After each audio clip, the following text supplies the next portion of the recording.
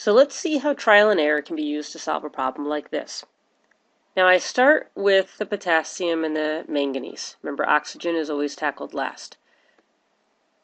There's one potassium here, but two potassiums here. So I want to fix that. Put a 2 here, and that not only affects the potassium, which is good, but it affects the manganese. So there's 2 manganese.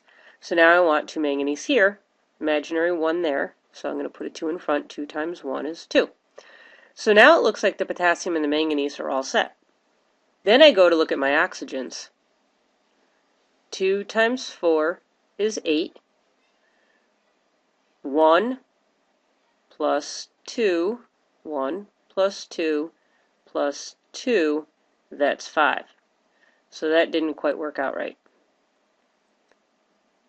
Sometimes if some of the tricks or some of the rules aren't working out for you, you just trial and error. You might have noticed that you could have doubled that because this guy is odd and it needs to be even. So if you think back to the last tip that I just gave you, then you would take whatever was here and double it, and then you'd have to go back in the domino effect.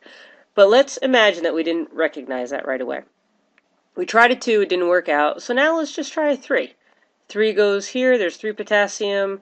Over here, something times 2 is not going to give me 3, so that doesn't work out. So let's get rid of the 3. Now let's try a 4.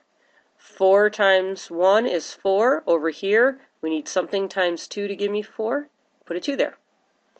Then 4 times 1 over here, 4 times 1, same situation.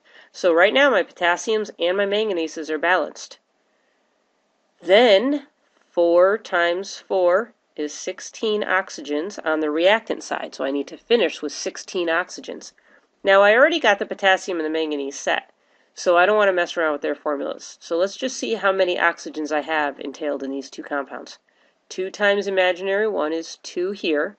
4 times imaginary 1 is 4 there. 2 plus 4 is 6. So between these two compounds, I've already taken care of 6. And I need 16 because of this.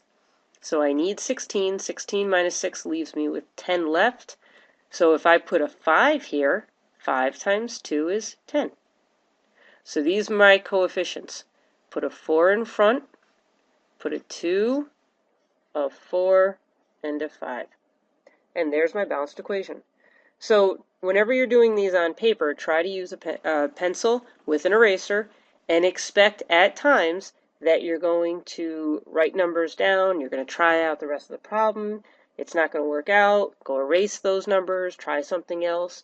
Usually start with a 2, see if that helps, then go up to a 3, then go up to a 4, then go up to a 5. Usually you'll have it solved by then. But pick your most complicated formula and start with that. Always leave oxygens and hydrogens to the end.